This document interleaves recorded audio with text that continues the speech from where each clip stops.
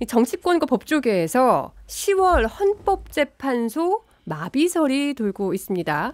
자, 지금 헌법재판관이 총 9명으로 구성되어 있죠. 9명 중에 7명이 모여야 이제 회의를 할 수, 판단을 할 수가 있어요. 그러니까 한마디로 의사 정족수인 셈인 건데 10월 17일에 3명의 헌법재판관이 임기가 만료됩니다. 근데 이 3명이 모두 국회 추천 몫이에요. 그래서 만약에 10월에 국회가 지금 어쨌든 거대 야당이기 때문에 국회에서 의결이 되지 않는다면 헌법재판소가 재판관 6명이 되면서 마비될 수 있는 거 아니냐? 이런 설이 있습니다. 어떻게 보십니까?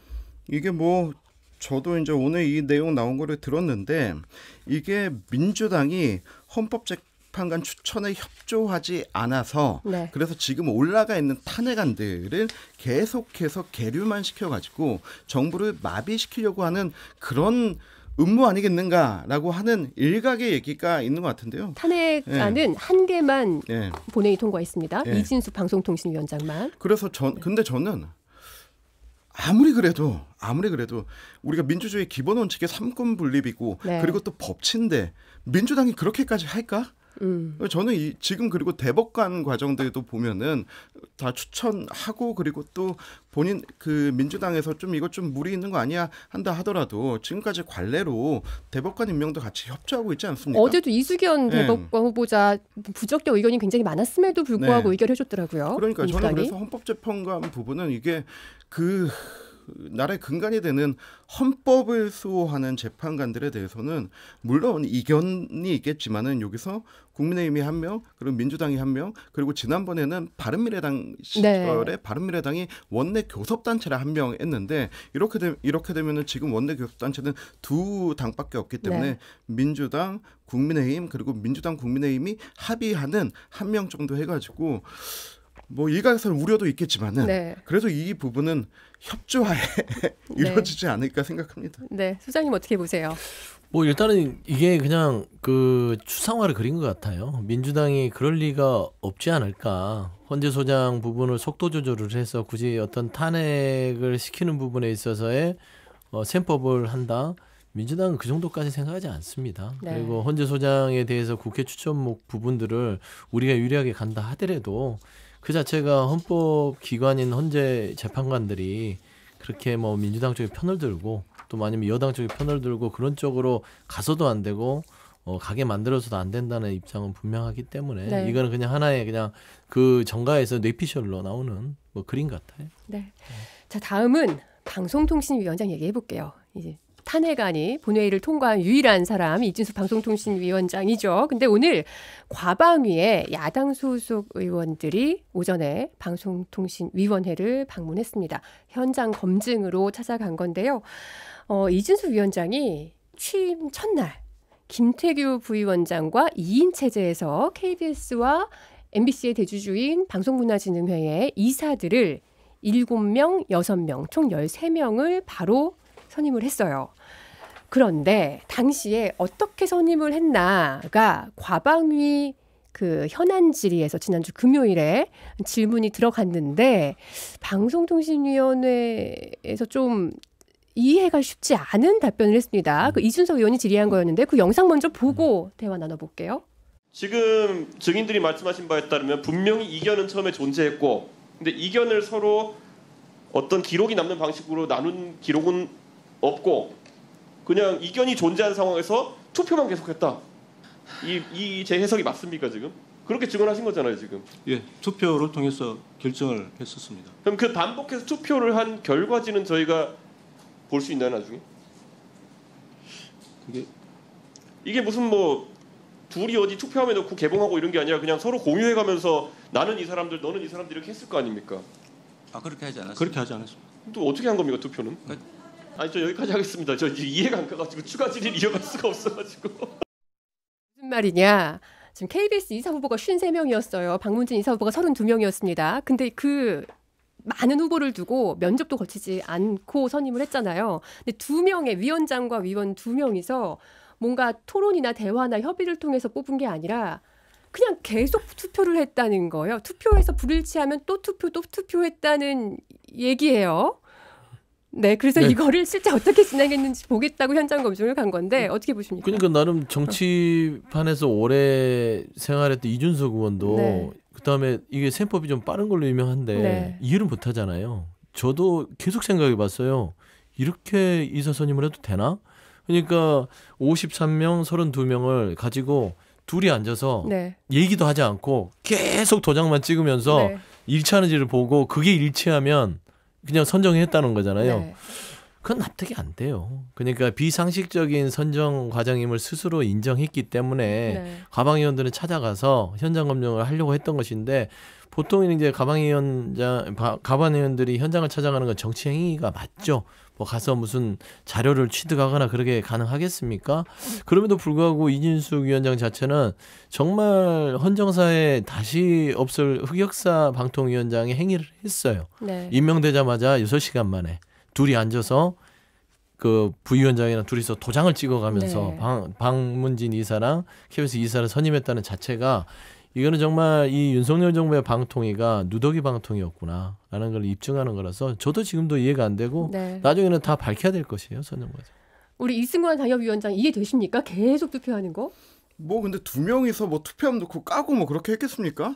그냥 저는 이렇게 후보 리스트 이제 쫙 하고 보통 이렇게 할 때는 이제 본인들이 피차 과락될 만한 사람들을 하나씩 얘기하겠죠. 그래서 이 사람은 안 되겠다 하면서 최종 남은 사람들 중에서 마지막 둘이 이제 만장일치로 합의되는 분들을 했겠죠. 그러니까 뭐 이거를 그렇게 했겠죠라고 이준석 의원이 질문을 했는데 그렇게 안 하고 투표만 했다고 답변을 한 거예요. 그러니까 투표라는 단어가 그냥 여기에서 아까 얘기 나온 것처럼 뭐 통에 넣고 그런 방식은 아니더라도 그냥 이 사람라고 하는 의견 주고받는 방식으로 했겠죠. 두 명이서 투표한다고 두 명이서 이렇게 50몇 명을 가지고 투표한다는 것 자체가 네. 성립이 안 되는 내용이잖아요. 성립이 그렇죠. 안 되는 그냥 내용인데 저도 상식적으로 보면 정말 네. 성립이 좀 안 되긴 하죠. 그러니까 이게 정말로 제일 좋은 거는 네. 5명 다 모여가지고 서류 검토 끝내고 면접 보고 말씀하신 대로 그 절차대로 가는 게 제일 좋죠. 그럼요. 네, 그런데 그럴 수 없는 상황이잖아요. 얼마나 좋았겠습니까? 그러니까요. 지금 5명 바로 만들 수 있잖아요. 민주당 추천하시면 바로 만들 수 있습니다. 임명해 그런데 주면은 그게 아니요. 된다는 게 또 근데 민주당 이 얘기하면은 입장이고. 또 복잡해지는데 최민희 의원은 당시 네. 후보는 결격 사유가 존재했기 때문에 안 됐던 거고 그렇기 때문에 다른 사람을 임명해라라고 했던 부분은 다시 네. 얘기하면 저는 이 얘기 우리 소장님하고 얘기 많이 해서 입이 네. 아픈 거고 귀에서 피나요. 다른 사람이라도 추천하면은 네. 바로 임명될 수 있습니다. 그런데 이걸 그렇게 긴박하게 할 수밖에 없었던 이유 탄핵한다고 했으니까 탄핵될 거 아니까 그러니까 그렇게 긴박하게 할 수밖에 없었던 부분이죠. 그러니까 5명 있으면 다 좋겠다는 말은 너무나 결과론적인 얘기고요. 네. 이게 뭐냐면 이준숙 위원장이나 이 윤석열 정부의 방통위 운영 자체가 왜 제가 누더기라고 하냐면 네. 이준숙 위원장 자체는 임명이 되면 기본적으로 업무 파악을 하고 그다음에 윤석열 정부가 방통위를 제대로 운영을 하려면 우원식 국회의장이 얘기했듯이 여야가 합의할 수 있는 범위를 열어줘야 돼요. 네. 그러면 2인 체제에서 3명이 올 때까지 요청을 해서 우리 5명으로 하겠다. 방문진 이사나 KBS 이사도 이 5명으로 구성할 수 있도록 기다리는 어떤 공간을 열어주면 네. 야당이 탄핵을 하겠습니까? 멈춰버리죠. 무슨 일이지? 갑자기 왜 이러지? 하면서 협치가 들어간다고요. 네. 정상적으로. 근데 이준숙 위원장은 결국에 이런 두 명이서 뭐 이상한 방식의 선정 방식을 비판하는 이유는 이준숙 의원이 그걸 물어본 거예요. 누구한테 내려온 거 아니냐. 그 얘기거든요. 그러니까 이렇게 이상하게 할 수가 없다. 결국에는 이 이사들이 이미 낙점이 돼서 그냥 하는 척하고 그다음에 통과시켜서 임명한 거 아니냐 이 얘기를 물어본 본질이거든요. 네. 그래서 이 부분은 합리적 추론을 했을 때는 이미 용산에서 찍어서 네. 내려와서 준비된 상태에서 통과될 공산이 크다라는 지적인 것 같습니다. 우원식 국회의장이 여야 중재안을 내놨을 때 이거 참 받으면 좋겠다 싶었었는데 그렇죠. 그것만 됐어도 서로 여야 협의하에 방송통신위원장도 임명할 수 있었을 거고 했을 텐데 아무튼 아쉬운 마음이 좀 크고요. 지금 어쨌든 방통위 이 사안에 대해서 이 과방위 야당 의원들은 이 방송 장악 국정조사도 하겠다 이런 입장이거든요. 국정조사 조만간 이루어지겠죠. 그렇죠. 100% 이루어질 거라고 보고요. 그다음에 어차피 이진숙 위원장은 버틸 거예요. 4개월 탄핵 심사가 될 때까지. 왜냐하면 본인에게 이런 기회는 또다시 안 와요. 방통위원장은 장관급이잖아요. 네. 본인이 이렇게 비합리적인 일을 해야만 얻을 수 있는 자리이기 때문에 본인이 기회비용이라고 생각해서 절대적으로 버틸 것이고 결국에는 이 사안들을 그냥 버틴다고 넘어갈 입법부가 아닙니다. 그렇기 때문에 입법부는 국정조사를 통해서 네. 선정 과정부터 그다음에 이게 어디에서 방통위의 합의에 의한 건지 아니면 외부 세력에서 낙점돼서 들어온 건지 매우 중요한 문제입니다. 그래서 국정조사 필요하다. 그렇게 생각합니다. 네, 국정조사 필요합니까? 하겠죠. 아니, 필요한 게 아니고 당연히 하겠죠. 지금 탄핵도 그냥 막 남발하는데 국정조사 안 하겠습니까? 근데 국정조사 해서 뭐 물어볼 건데요? 임명한 지 하루 만에 자기들이 탄핵한 사람들에게 물어볼 거 딱 하나지 않습니까? 그 명단 받았죠? 그 투표한 거 맞습니까? 그러면 정말 받았어도 받았다고 하겠습니까? 그걸 어떻게 밝혀낼 건데 그냥 정쟁으로 하는 거잖아요. 지금 어제 그 민주당 의원들 방통위 찾아가서 네. 거기 현장 검증을 했다고 하죠. 오늘 오전에. 오늘 예. 지금 현장 가서 지금도 하고 있을 겁니다. 할 게 뭐가 있습니까? 저는 야당 의원들이 방통위 가서 할 건 딱 하나입니다. 지난번에 김현 의원 방문했을 때 나 국회의원인데 왜 안 들여보내줘 하고 그 여직원 눈물 나게 했던 그분 앞에 찾아가서 사과하고 시작하십시오. 그 별개의 문제라서 별개의 제가 뭐 문제. 논평할 뭐 내용은 풀 아닌 것 영상을 같아요. 보긴 봤는데 네, 아무튼 네. 그건 별개의 문제고 아무튼 회의록을 들여다본다는 거고요. 그렇습니다. 오늘은 네. 그 뭐 회의록 보고 나온 뒤에 또 브리핑을 할 테니까 그건 또 지켜보도록 하자고요. 자, 대통령실에서요. 다음 주 뭘 앞두고 있을 것 같습니까? 특별사면 얘기하시는 다음 주에 거죠? 광복절이 네, 있죠. 예, 8.15 예. 특별사면이 있을 텐데요. 항상 우리가 또 주목을 하죠. 누가 사면이 될 것인가. 그런데 정치권에서는 김경수 전 경남지사 복권 가능성이 계속해서 관심사였어요. 근데 이번에도 제외가 될 것 같다 이런 보도가 나왔거든요. 근데 그 배경에 대해서 이제 여권 관계자들의 말인데 이 사면 대상을 둘러싸고 여야 협의가 전혀 없었다. 원래는 항상 여야 협의가 있는데 이번에는 여야 협의 자체가 없었다. 또 어떤 여권 고위 인사는 김 전 지사 복권에 대한 야당의 요청이 없었다. 이런 말도 했다고 합니다. 이 김 전 지사 복권에 대한 민주당의 미지근한 반응은 어떻게 보십니까? 위원장님 먼저 하실까요? 저는 그러게요. 왜 요청을 안 하죠? 요청하면 받아들여 줄 것 같은데. 김경수 지사 같은 경우는 네. 뭐 정치적 이유나 뭐 이런 부분을 떠나가지고 물론 이게 뭐 선거사범이고 뭐 여론조작하고 뭐 그랬던 내용이긴 하지만은 요청하면 받아줄 것 같은데 요청이 없어서 의아하다라고 하는 반응이니까 네. 저는 뭐 지금이라도 요청하면 되지 않을까 생각합니다. 소장님은요?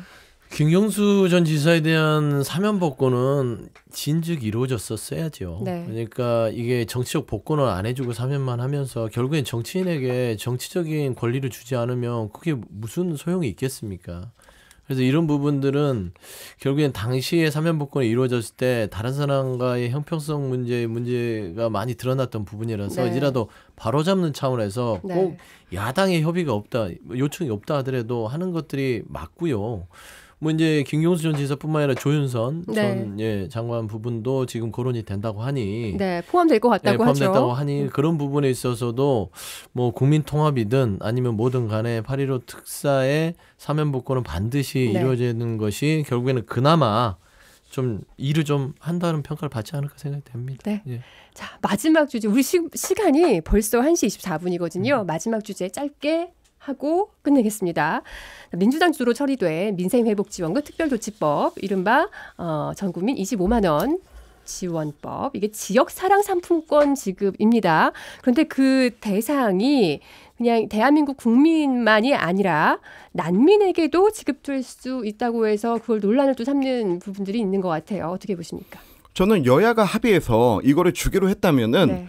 난민이든 누구든 줘도 된다고 생각해요. 왜? 어차피 상품권으로 주고 기한이 있기 때문에 국내에서 소비가 일어나는 거기 때문에 소비 증진을 위한 거라면은 줘도 된다. 네. 다만 이 문제의 근본적인 핵심은 지금 민주당이 어떤 그 헌법적 권한을 월권해가지고 독자적으로 밀어붙이는 것 때문에 그런 거 아닙니까? 근데 저는 여야가 합의해서 정말 필요한 곳에 줘야 된다라고 한다면은 저는 어차피 국내 소비 증진을 위한 거면은 그럼 줘도 되지 않나? 라는 네. 개인적 생각을 가지고 있습니다. 네.